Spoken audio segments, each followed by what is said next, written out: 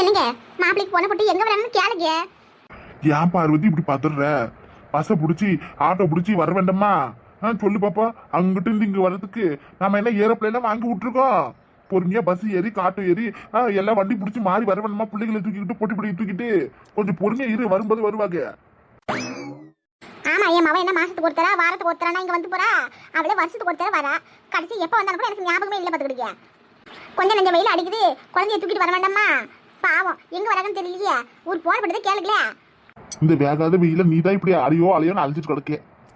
நீங்க மட்டும் என்ன அவங்களுக்கு ஒருத்தர வெளியே திணியில உட்காந்து கிடக்கீங்க. உங்களுக்கு மட்டும் வெயில் அடிக்கலையா? சிலு சிலுன்னு காத்து அடிக்குது. உள்ள போய் உட்காருங்க. அவங்க வந்த உடனே நான் கூட்டியாடுறேன். இந்த அங்க ஒரு ஆட்டோ வருது பாரு, அது நம்ம வீடு நோக்கிதான் வர மாதிரி இருக்கு. அநேகமா அவங்களா இருக்குமா? ஆமாங்க, அவங்க நினைக்கிறேன்.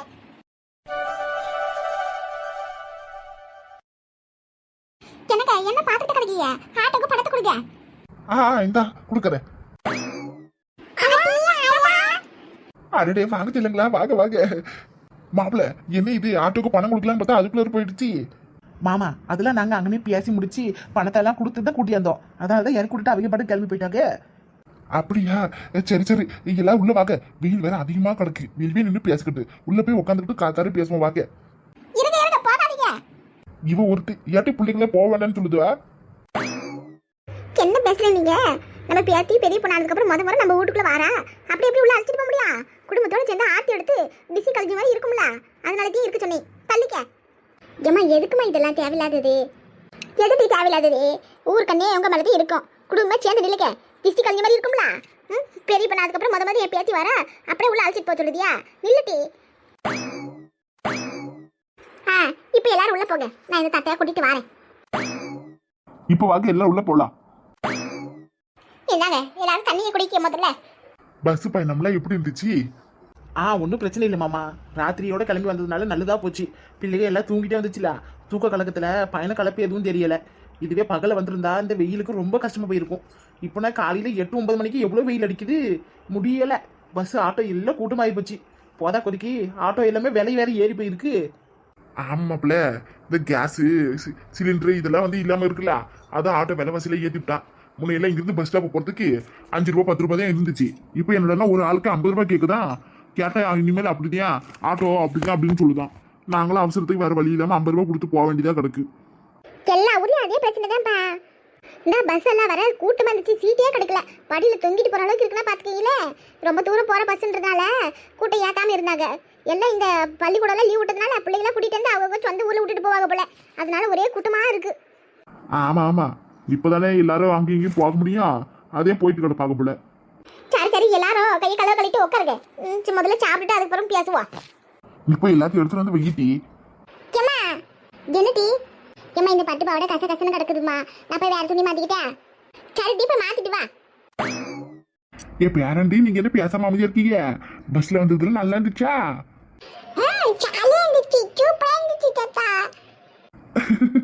உனக்கு நினைவு தெரிஞ்சு இதுதான் நீ முதல்ல பஸ் போடுறதுன்னு நினைக்கேன்.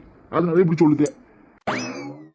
ஏங்க தள்ளுங்க, பிள்ளைங்க பசியோட நடக்கு. இது வந்தாலும் சாப்பிட்டு முடிட்டோம், அதுக்கப்புறம் பேச கொடுங்க. வழியை விடுங்க முதல்ல. அதுவும் சரிதான், நீங்க எல்லாரும் சாப்பிடுங்க. இந்த நான் இப்ப வந்துடுறேன். மாமா நீங்க சாப்பிட்டீங்களா? நான் காலையில பழுது குடிச்ச மாப்பிள, அதனால எனக்கு பசிக்கல. நீங்க சாப்பிடுங்க, நான் பசி எடுத்த பிறகு சாப்பிட்டுக்கிறேன். நீங்க முதல்ல சாப்பிடுங்க. ஆஹா, வாசனை கமகமன்னு வருது. கறி குழம்பு போல இருக்கு. சீக்கிரம் சீக்கிரம் கூடுங்க ஆச்சி, வவுறு கவாமையா பசிக்குது பாத்துக்கிட்டீங்க. ட்ரெயின்ல வரும்போது கூட எங்க அம்மா எனக்கு எதுவும் வாங்கி தரல.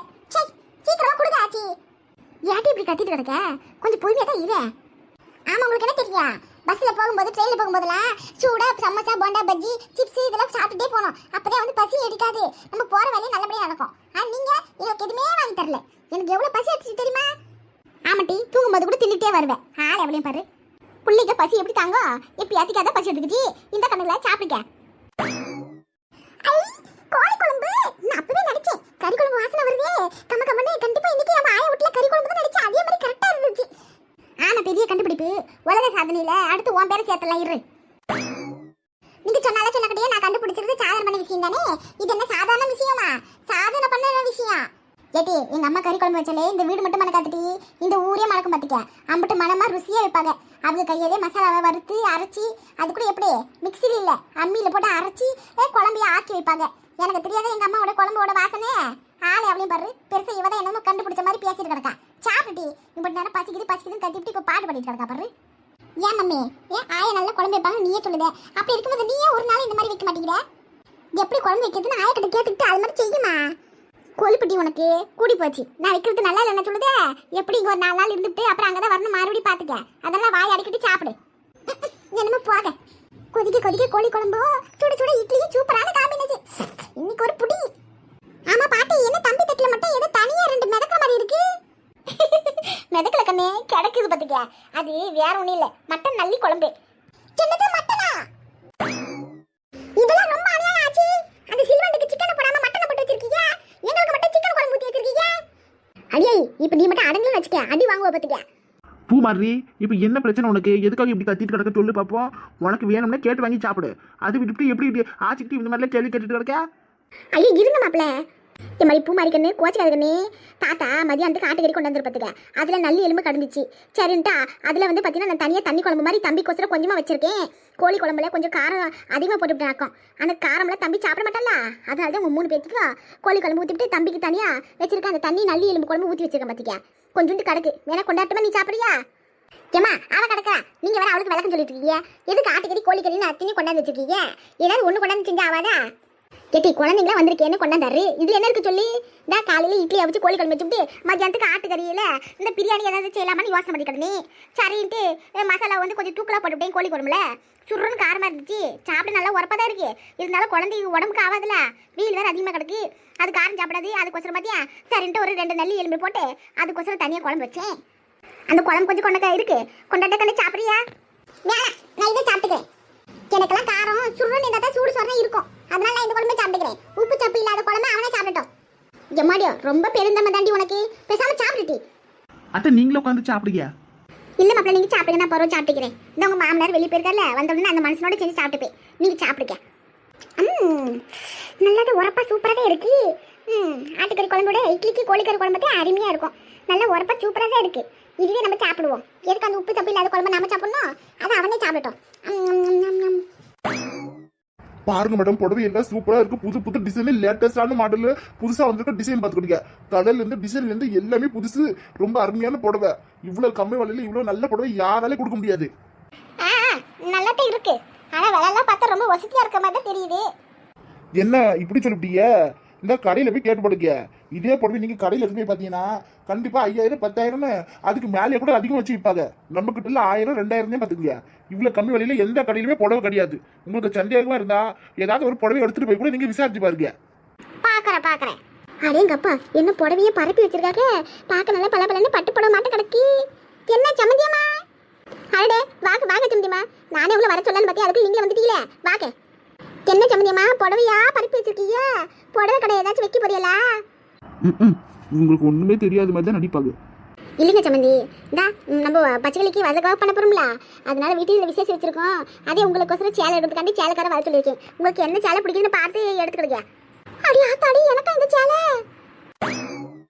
வாமா பச்சைக்கிளி, உங்க அம்மாக்கு தான் சேலை எடுத்துக்காண்டி கடைக்கார வர சொல்லியிருக்கேன். உனக்கு ஏதாவது சேலை பிடிச்சுன்னு எடுத்துக்க கண்ணே. எனக்கா அதெல்லாம் ஒன்றும் வேண்டாத்தே. ஏற்கனவே நீங்கள் நிறைய எடுத்து கொடுத்ததே கிடக்குது, கட்டாமலே பாதி இருக்கு.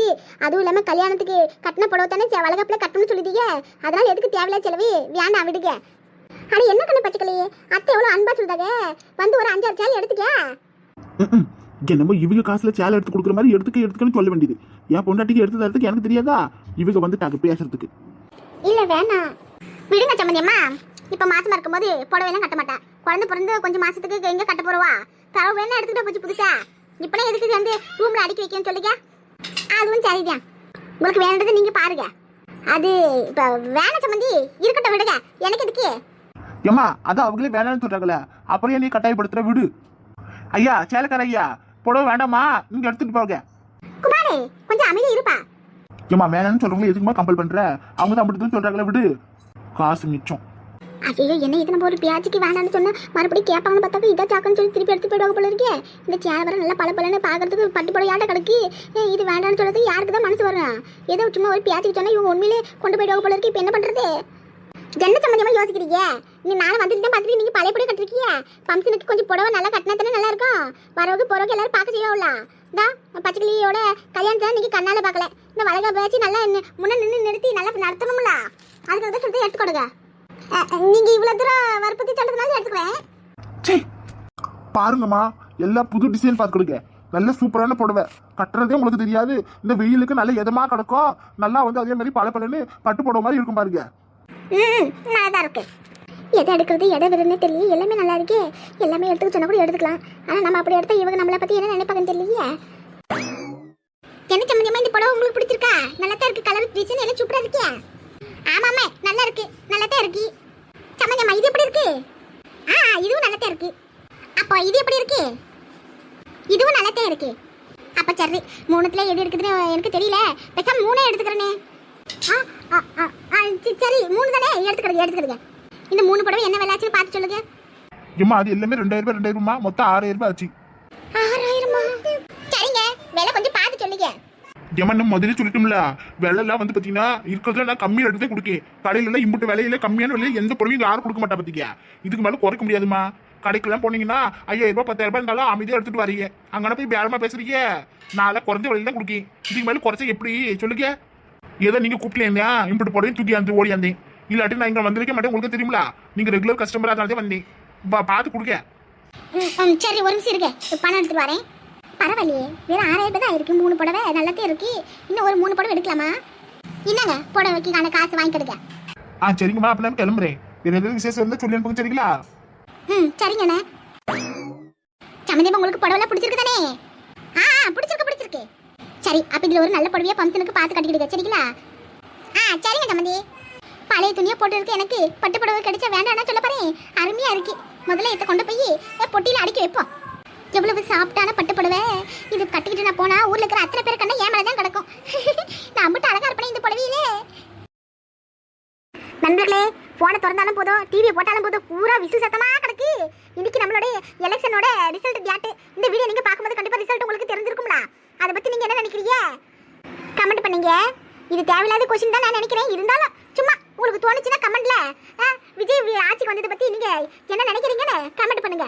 உங்களுக்கு விருப்பம் தான் பண்ணுங்க, இல்லாட்டி வேணாம் சரிங்களா? சும்மா ஒரு தெரிஞ்சுக்கலாமே பேசலாமே கேட்டேன் சரிங்களா? தப்பா எதுவும் நினைச்சுக்கிறாதீங்க.